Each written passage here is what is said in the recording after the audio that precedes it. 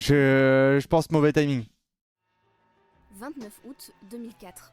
Michael Pourquoi Schumacher remporte son 7e titre de champion du monde en Formule 1. À cette époque, une saison de Formule 1, c'est 18 courses sur 8 mois. Aujourd'hui, une saison de Je pensais que c'était moins de ça. Hein. F1, c'est 24 courses sur 9 mois et c'est devenu un véritable casse-tête logistique. Les écuries parcourent environ 230 000 km, soit l'équivalent de près de 6 fois le tour du monde dans un seul but. Décrocher le titre de champion du monde et offrir un spectacle de plus en plus grandiose aux fans de F1.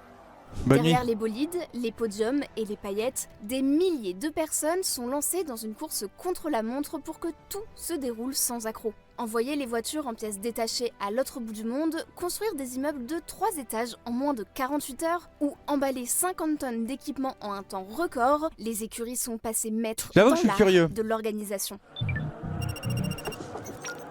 En 2024, le calendrier de la Formule 1 ressemblait à ça. C'est la première fois de l'histoire du sport qu'il y avait autant de courses. Les pilotes se sont affrontés à 24 reprises, soit plus d'une semaine sur 2. Ils ont parfois même... Moi, 20 courses, je trouve ça bien. ...enchaîné 2 week-ends de courses d'affilée. C'est ce qu'on appelle les double headers. Pire, il existe même des triple headers. Le concept, organiser 3 courses en moins de 3 semaines. En 2024, les équipes ont par exemple voyagé de Las Vegas à Losail, puis de Losail à Yas Marina, parcourant ainsi plus de 13 000 km en seulement 13 jours. Mais pour comprendre comment les équipes arrivent à suivre cette cadence infernale, il faut d'abord comprendre comment fonctionne un week-end de course. Tout commence le vendredi avec 2 séances d'essais libres. Ouais bon, ça on connaît, Les pilotes font des tours de piste pour se familiariser avec la voiture, le circuit et les conditions de course. Le samedi matin, rebelote. L'après-midi, les choses sérieuses commencent. Les pilotes s'élancent pour la séance de qualification qui déterminera la grille de départ de la course. Le plus rapide part en premier et le plus lent en dernier. Le dimanche, c'est jour de course. Putain, elle a pas peur de se faire strike hein, par contre. Hein. Les 20 pilotes vont parcourir pas moins de 305 km, durée du spectacle entre 90 et 120 minutes. George Russell, who takes one of the greatest drives you will ever witness. George Russell wins the Belgian Grand Prix. Mais si le week-end commence officiellement le vendredi, les préparatifs, eux, commencent bien plus tôt. Le promoteur du circuit va lui-même organiser pas mal de choses, donc mettre en place des sécurités sur la piste, les grilles, les tribunes, etc. Tout ça, ça commence bien en amont du Grand Prix en lui-même. Parfois, ça peut commencer un mois avant. Les écuries avec leur monoplace ont tendance à arriver généralement une semaine avant maximum. Et en seulement quelques jours, les 10 écuries, aidées par DHL, l'un des leaders mondiaux de logistique et de transport, vont construire ce qu'on appelle le paddock.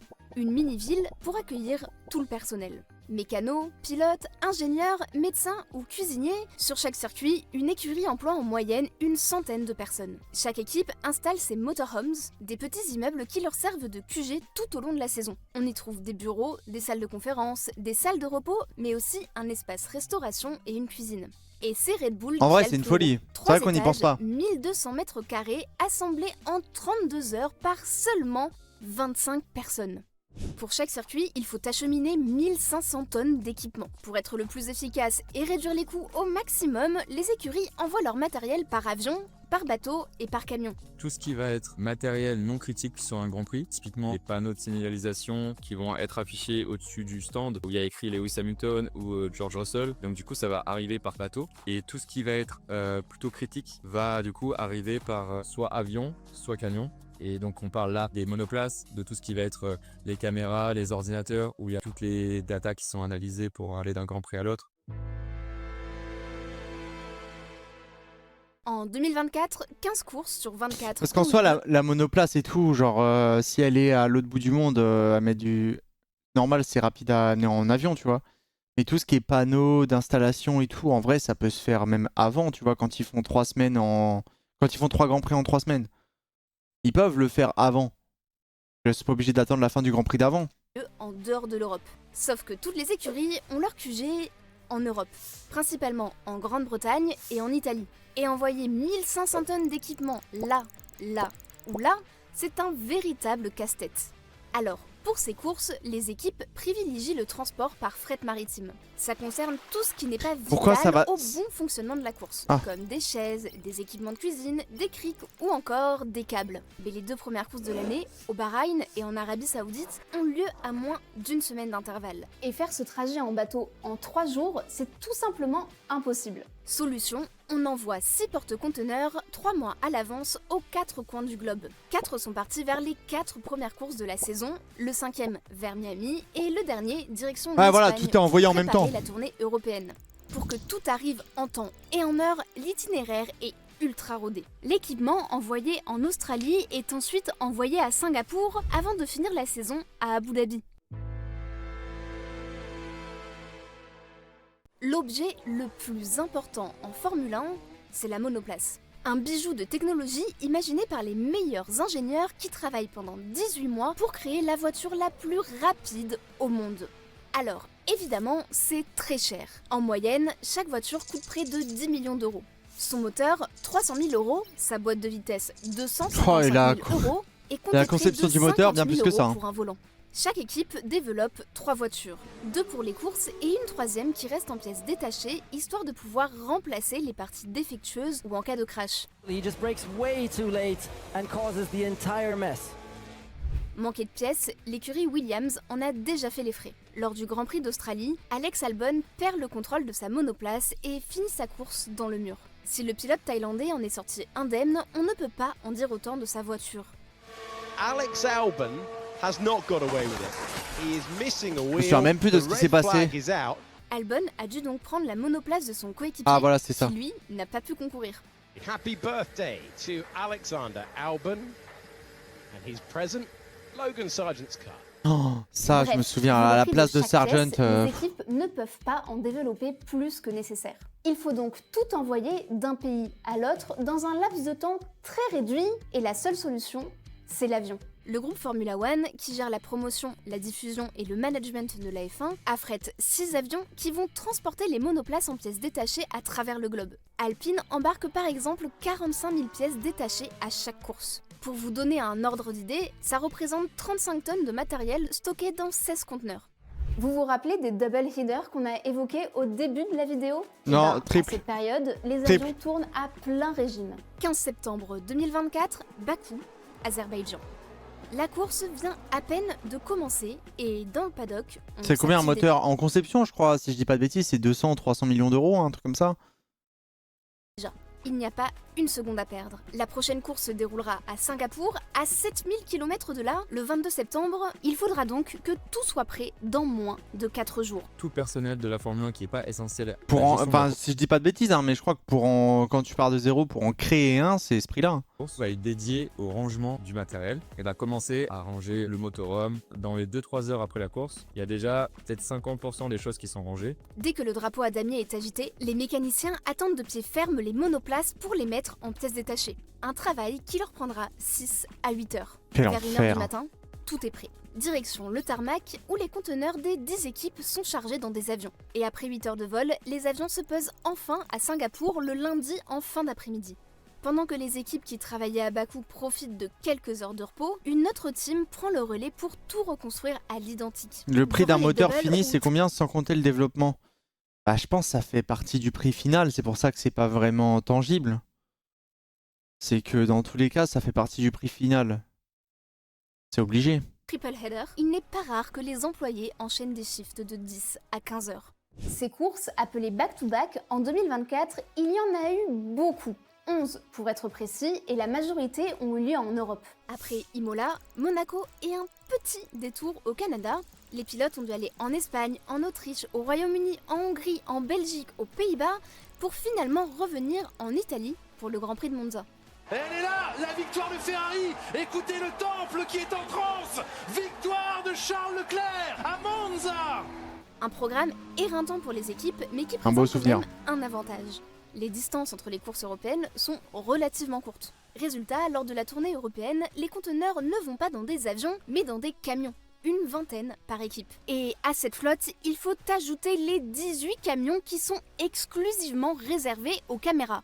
À chaque Grand Prix, 58 km de câbles sont déployés pour offrir un spectacle digne de ce nom aux plus de 440 millions de téléspectateurs annuels qui regardent la F1. We have a cable camera, we have helicopter, we have pit wall cameras, we have press conference cameras, and we have a lot of special cameras, so we can embed cameras into guardrails, curbs, walls and things like that to really, again, capture the speed and the tight nature of this circuit. Le Grand Prix de Monaco, c'est le circuit de Formule 1 par excellence. Ça y est, Charles Leclerc, victorieux à Monaco, c'est fait. We won it. Finally. Sa particularité, des rues si étroites qu'elles n'offrent aucune marge de manœuvre au pilote, une seule erreur. J'ai hâte de voir et la tout réglementation en mur. Et 2026 c'est aussi l'un des aussi. circuits les plus difficiles à organiser d'un point de vue logistique. The problems lie due to the fact of its location. I mean, you've got a mountain to the back, a sea to the front, and 2 countries either side of it. So it is unique in that way. Pour organiser un circuit en ville, il faut complètement repenser l'espace urbain. Fermer des routes, construire des ponts pour permettre aux habitants de continuer à vivre, ériger des barrières et des tribunes pour accueillir les spectateurs, bref, un véritable chantier. Singapour, qui accueille un Grand Prix depuis 2008, a vu les choses en grand. La ville aurait investi 105 à 140 millions d'euros pour construire des infrastructures permanentes comme ce bâtiment au nom révélateur, le Singapour F1 Pit Building, qui accueille le paddock et les garages. Un investissement financier important, mais qui permet de gagner du temps. Plus besoin de créer un paddock chaque année, comme à Monaco ou à Bakou. Mais le circuit de Singapour n'en reste pas moins un sacré chantier. Pour qu'il soit opérationnel, le 22 septembre, les travaux débutent en mai. Des milliers de personnes s'affairent pour assembler les quelques 7000 barrières, les 100 km de câbles et les 240 pylônes en acier qui jalonnent le circuit. Singapour mais est une chaque épreuve détail, c'est un logistique, cauchemar. Mais pas que. C'est aussi une course de nuit et ça change tout. We will go to sleep at 4 a.m., wake up at 12, so as late as possible basically, because if not the day becomes so long that you arrive to the night very tired. Apart from logique. that, you do breakfast, lunch and dinner according to that timetable. Les horaires décalés, les shifts à rallonge, les doubles voire triples headers, tout ça pose une question. Le calendrier de F1 est-il devenu absurde? Par contre, elle a un air d'Anna. Hein. Le calendrier de Genre un peu. F1 est-il devenu absurde?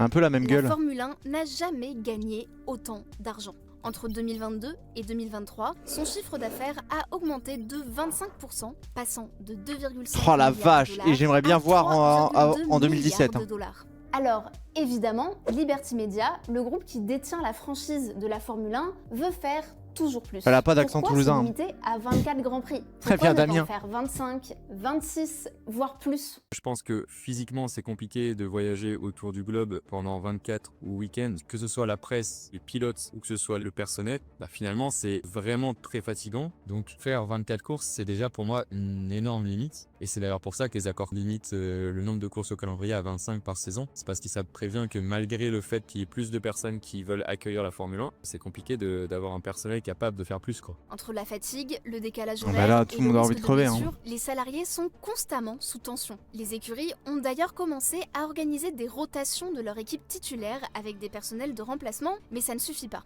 No, Mikey, no, Mikey, that was so not right. Et il y a un autre problème, les pilotes, eux, ne sont pas interchangeables. Même Max Verstappen, le champion du monde en titre, le dit, 24 courses, c'est trop. J'ai l'impression que nous avons déjà dépassé le nombre maximum de courses. Je sais que je suis encore très jeune, bien sûr, mais je sais aussi que je ne ferai pas ça pendant encore 10 ans, parce que c'est fou. Même refrain du côté de Fernando Alonso, double champion du monde et 24 c'est beaucoup trop. En vrai, 20 courses, je trouve ça très bien, tu vois. Allez, 21 si tu veux. 24, c'est vénère. Nous avons largement dépassé la limite. Ce n'est viable pour personne à l'avenir. Pour alléger un peu la cadence, la F1 essaie depuis 2024 de regrouper ses courses par zone géographique. Mais ça n'est pas suffisant. Je pense que nous devrions privilégier la qualité à la quantité. Nous devons également penser à l'impact que nous avons sur la planète. Ça paraît évident, mais la F1, c'est hyper polluant. En 2022, le championnat a émis 223 000 tonnes de CO2, c'est l'équivalent des émissions annuelles de 24 000 Français. Pour autant, la F1 le crie haut et fort. Son objectif, c'est 0 émission nette d'ici 2030. Impossible. Enfin... What it means is we are looking to cut our emissions by a minimum of 50%. Impossible. Après, il y a d'autres trucs à prendre en compte. C'est-à-dire que, il me semble, j'avais vu un mec qui avait fait le calcul. Et il suffit d'avoir une amélioration technologique dans une voiture due au développement de la F1 qui permet à la voiture de Monsieur Tout-le-Monde d'économiser 0,001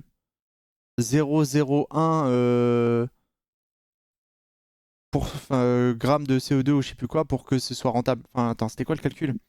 Je vais retrouver ça. C'était un mec qui parle de climat, qui avait fait un calcul personnel. Et je l'avais DM sur Insta pour voir c'était quoi, d'où il sortait son calcul et tout.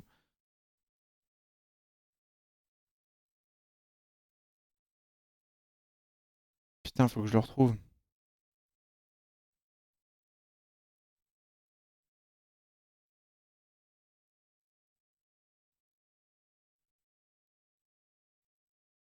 Ah, je l'ai plus, putain.